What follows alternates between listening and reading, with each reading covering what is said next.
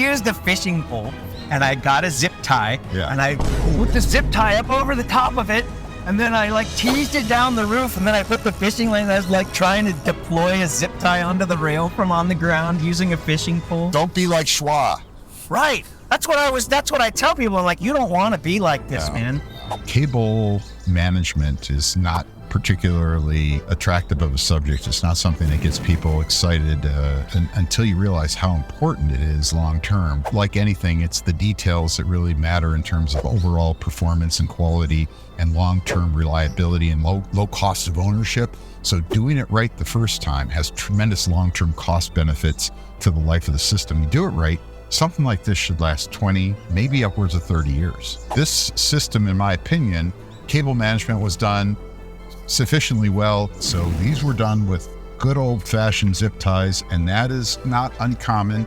And these zip ties still look to be in pretty good condition. These don't seem like they're cracking in any way yet. I would think though, if you were to unzip one of these, that plastic will have that hard bend. That's what happens with oxidation. Yeah, you could snap it. Oh yeah. If you got the. It looks well done, and it can be maintained over the years if you need to replace these ties. Out of ground. You could just get in here and rework it. Do maintenance on it. Yeah. I'm telling people, when you're getting on a roof, when you're doing cable management on a roof, you have to realize you're not going to be able to get back under there and do it again. Not easy. I mean, you can do it. And there's a wire that's hanging down and touching your shingles. You start over. Well, or you do like I've done, is you get on your back upside down with your feet uphill and your head downhill with your arms shoved as far under as you can, trying to fix that drooping wire. It's a pain in the butt. I did that. No, I used a fishing pole and I got a zip tie and I put the zip tie up over the top of it. And then I like teased it down the roof, and then I put the fishing line. I was like trying to deploy a zip tie onto the rail from on the ground using a fishing pole. Don't be like Schwa. Right. That's what I tell people. I'm like, you don't want to be like this, man. Like anywhere that wind can move a cable, this isn't secured. Yeah, so it's been blowing in the wind here for like 7 years. Do you show any chafing on the cable? Yeah, we can see chafing on the cable. Look.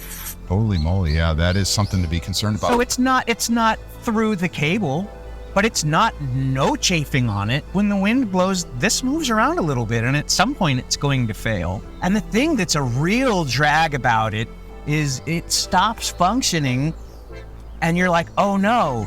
And you try to figure out where the problem is. You've got to have, in order for you to be able to diagnose it, that copper conductor inside the insulation must be physically making contact with the rail at the time you're doing your testing to try to isolate it. It's difficult. So what you'd probably have to do if that occurred here is you'd probably have to do a close visual inspection of everywhere. You have to find them. Yeah. Here's another one.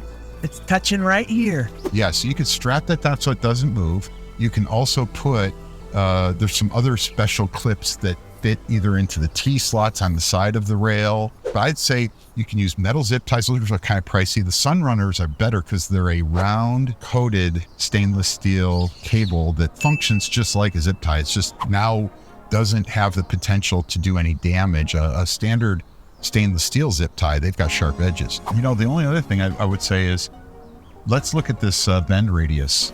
That's a pretty tight bend radius. That is a really tight bend radius. So there is probably not too bad. No, I think this is probably the most you'd want, but if you bend that cable too much, you stress it, you can actually do damage to the insulation and to the conductor inside. So this has a heavier insulation than a regular size conductor that you would buy, for example, at Home Depot or Lowe's. So you've got kind of a double thick insulated wall there, just to give a little bit more protection, because these things can run up to 600 volts. So that said, there's a relationship between the diameter of the conductor and how tight you can bend it. You have to make sure to stay within the permissible bend radius when you're doing your cable management. Very important.